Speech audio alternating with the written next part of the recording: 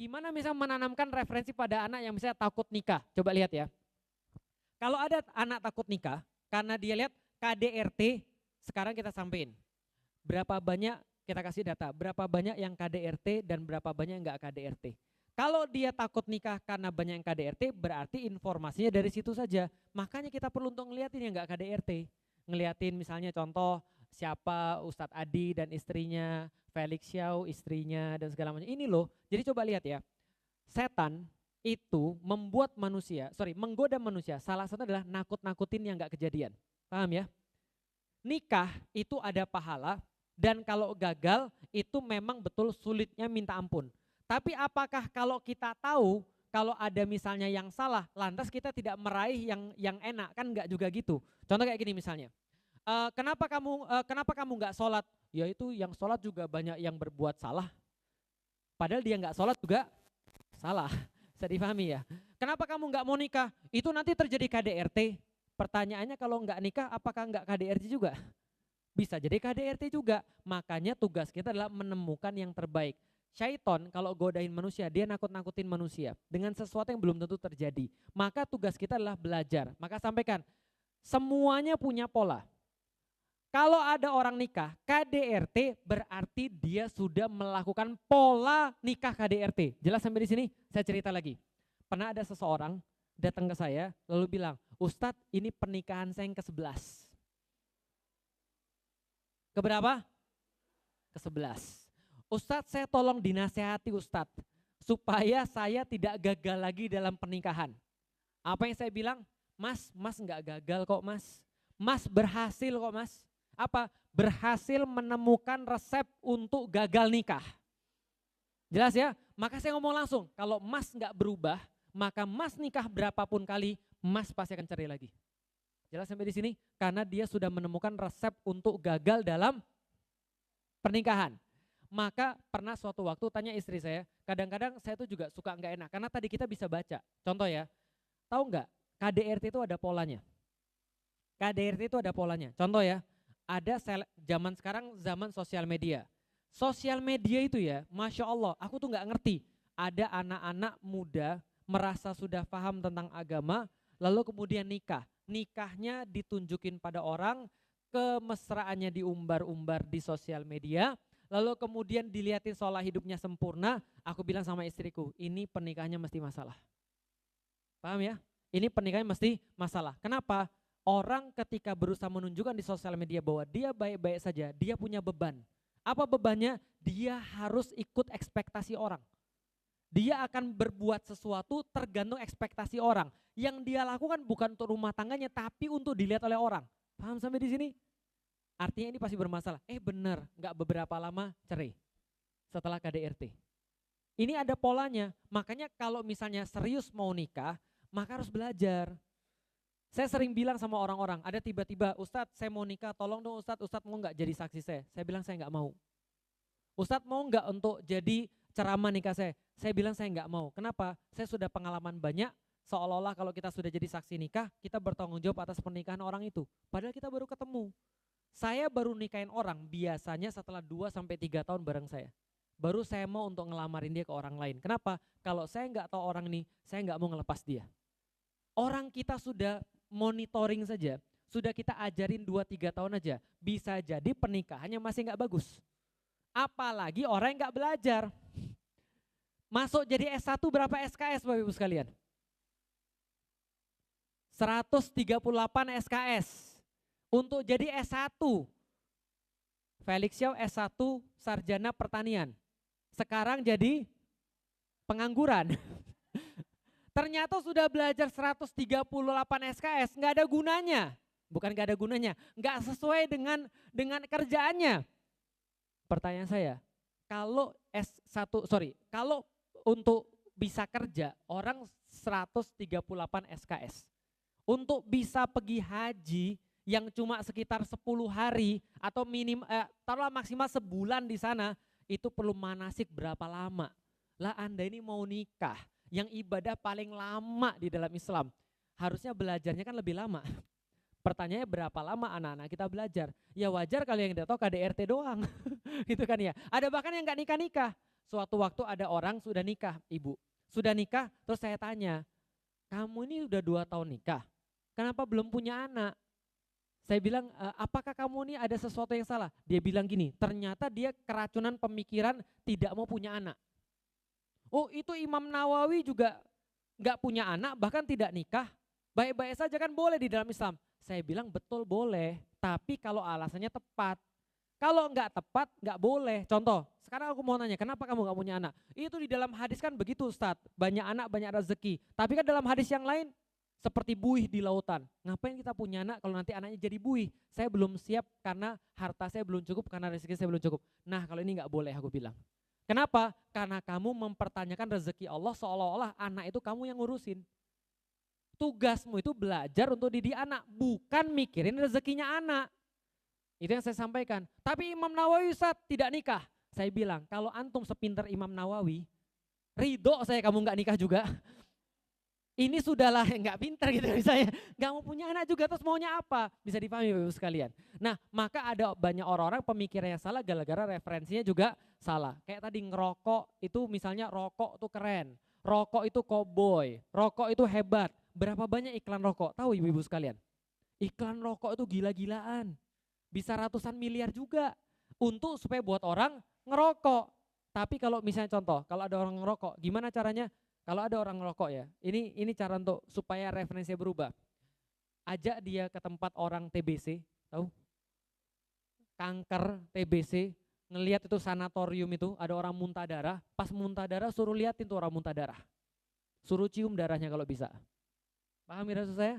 Suruh dia cerita gimana nyesalnya dia ngerokok. Atau ada orang kanker paru-paru sudah terbaring aja, nggak mati tapi juga nggak hidup. Paham maksudnya? Tiap hari kerjanya cuma nyusahin nyusahin istrinya sama nyusahin anak-anaknya. Karena dia sendiri nggak bisa ngapa-ngapain. Kalau mati masih mending. Lah ini mati enggak, tapi bikin beban. Paham kira maksud saya? Suruh liatin orang itu sehingga referensinya berubah. Ternyata ngerokok itu bukan keren. Bisa dipahami maksud saya kira-kira. Saya nggak bahas hukum ngerokok ya. Kalau bahas hukum ngerokok panjang hukumnya. Yang saya bahas adalah yang sudah jelas banyak orang-orang menderita gara-gara rokok. Ustadz, kalau misalnya Ustadz tidak memperbolehkan rokok, gimana orang-orang kerja di karyawan-karyawan pabrik rokok? Saya sampaikan, emang gak ada kerjaan lain? Saya dipahami sekalian. Dan data-datanya sudah jelas. Indonesia itu dirugikan gara-gara rokok. Paham Bapak Ibu sekalian? Karena orang-orang yang rusak kesehatannya gara-gara rokok itu ternyata makan duit lebih banyak daripada yang mereka dapat. Bisa dipahami Bapak Ibu sekalian? Nah ini cara mengubah referensi orang, cara mengubah cara pikir orang. Dulu saya ngelihat Islam itu jelek. Karena yang saya lihat adalah yang salah. Yang saya lihat harusnya Al-Quran, bukan orang Muslim. Maka ketika ada orang masuk Islam saya bilang, jangan lihat orang, nanti kamu keluar lagi. Harusnya lihatnya adalah apa? Islamnya. Nah, jadi, tadi sudah saya sampaikan 0 sampai 8 tahun itu kebanyakan kita belajar adab kepada anak-anak, ngajarin adab kepada anak-anak. Tapi bukan berarti kita tidak bisa menceritakan. Suatu waktu saya pernah ngajak anak saya umur 7 tahun pergi ke Turki untuk penjelasan sejarah pergi umroh. Ada banyak orang-orang bilang, Ustadz apa enggak sayang ngajak anak-anak umur 7 tahun, 8 tahun untuk pergi umroh, pergi ke Turki. Emang mereka paham? Saya tanya ketika dia sekarang sudah berusia 14 tahun. Cece ingat gak pas kemarin ajak ke Turki? Ingat Bi, yang diingat apa? Enggak ada sih Bi, cuma Turki itu keren, Turki itu enak, udah selesai. Bagi saya itu cukup. Paham ya? Manusia itu tempatnya salah dan tempatnya lupa.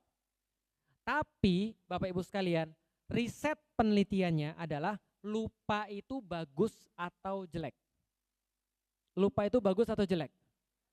Ternyata lupa itu adalah karunia-Nya Allah. Untuk belajar manusia perlu lupa. Paham sampai di sini? Oke, lihat ya. Risetnya adalah manusia tuh tiap hari dibanjirin informasi, apalagi pada zaman sekarang. Maka kajian ini setelah ibu-ibu pulang dari sini, maka 30 menit setelah selesai kajian, 70% yang saya sampaikan hilang semuanya. Jelas sampai di sini? Berapa persen hilang? 70% hilang semuanya. Tapi pertanyaannya apakah benar-benar hilang? Enggak, dia masuk ke dalam bawah sadar kemudian dia digunakan untuk membentuk suatu namanya comprehension, pemahaman. Penelitiannya begini, mohon maaf. Ada satu anak autis, ya, ada satu anak autis. Autis ini kan macam-macam ya. Ada autis yang spesial. Nah, ada seorang anak yang sarafnya rusak, autis sarafnya rusak, sehingga dia bisa baca buku dan melihat buku seperti foto. Jadi dia kalau baca buku langsung kayak di foto, masuk dalam kepalanya. Ya kayak Adi Hidayat tapi ini versinya autis. Paham ya? Kalau orang zaman dulu kan hebat tuh, Imam Syafi'i kalau belajar katanya ya, dalam salah satu kisahnya, dia kalau buka buku, sebelah kanan ditutup supaya bisa hafal yang kiri. Karena kalau dibuka semuanya, dua-duanya kehafal. Paham maksudnya? Itu Imam Syafi'i. Jadi saya nggak mau ngapal nih, saya tutup dulu. Supaya dia cuma mau ngapal yang sebelah kanan, yang kiri ditutup. Karena kalau dua-duanya dibuka, dua-duanya hafal. Ada anak autis yang zaman sekarang seperti itu, diteliti secara neuroscience.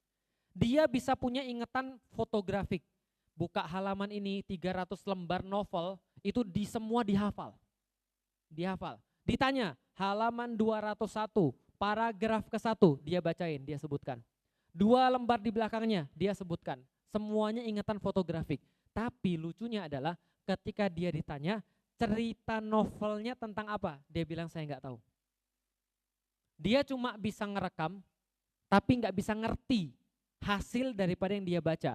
Maka ilmuwan-ilmuwan menyimpulkan setelah ngelihat semua itu, ternyata kemampuan comprehension itu ada setelah banyak yang dilupakan itu bentuk satu keyakinan yang baru. Jadi tidak ada yang sia-sia. Nggak ada yang sia-sia. Anda nyeritain anak Anda semenjak dia belum ngomong saja, itu pengaruhnya besar.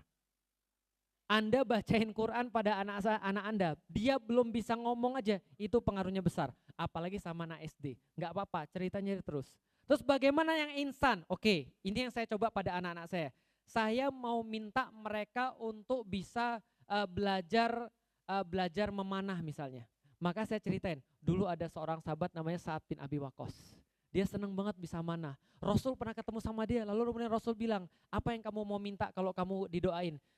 Saya mau minta, saya doa-doa saya dikabulkan oleh Allah dan saya bisa ditepatkan lemparan panahnya. Maka kemudian Rasul pernah manah sama Sa'ad dan segala macam.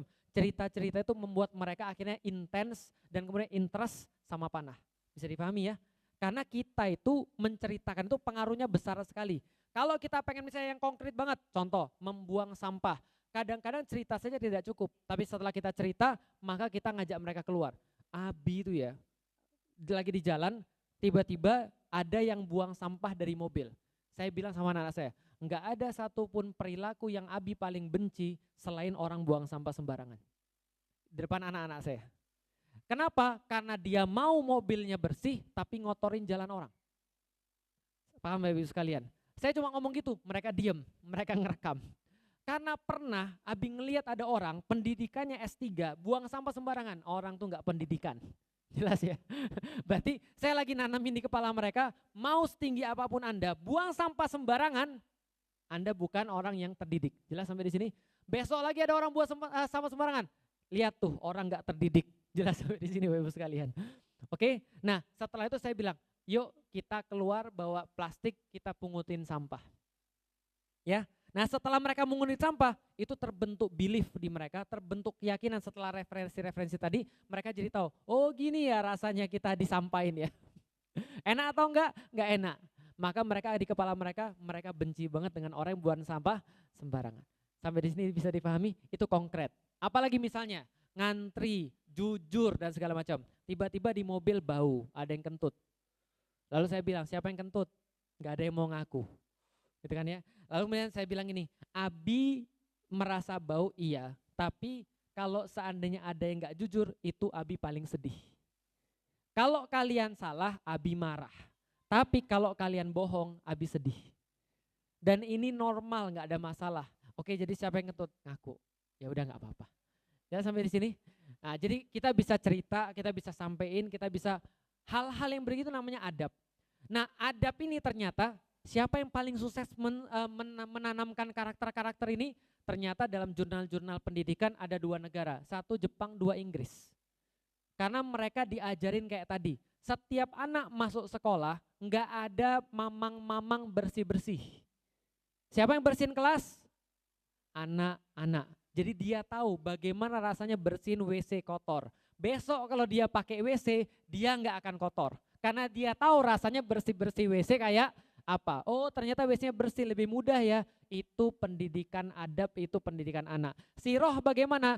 Dulu ketika anak-anak saya masih kecil, saya juga coba cerita begitu. Tahu nggak ada sahabat namanya Abu Bakar? Ya udah ceritain aja. Konkretnya mungkin bukan hari ini, bukan besok. Kalau mau konkret langsung dilatih kayak tadi, pergi langsung ke jalan dan segala macam. Abu Bakar sifatnya penyayang, Umar sifatnya berani. Tahu nggak Umar ketika pergi hijrah? Umar ketika pergi hijrah tuh, yang lain ya coba lihat, perginya sendiri-sendiri, diam-diam. Umar enggak. Umar naik ke atas Ka'bah lalu bilang, siapa yang pengen anaknya jadi yatim dan istrinya jadi janda, tunggu Umar di depan. Itu masuk tuh dalam anak-anak tuh, gitu kan ya. Jadi jangan takut kalau kalian benar. Besok tiba-tiba dia kayak gitu juga kaget kita itu tiba-tiba. Nah itu kita nggak akan bisa tahu, tapi yang jelas itu pasti konkret karena nggak ada yang sia-sia. Ingat ya Bapak Ibu sekalian, nggak sehari orang tuh jadi jahat. Berapa lama tuh orang-orang invest untuk nanemin referensi buruk pada anak-anak kita? Banyak mereka invest, mahal dan lama. LGBT aja mereka invest 15 tahun yang lalu. Kita kadang-kadang mau hasil maunya bisa nggak instan? Bisa dan bisa dilakukan, bisa diusahakan, tapi kita konsisten, kasih referensi-referensi, pasti berubah kok, pasti. Karena kalau jahat berubah, yang baik juga pasti berubah. Nah,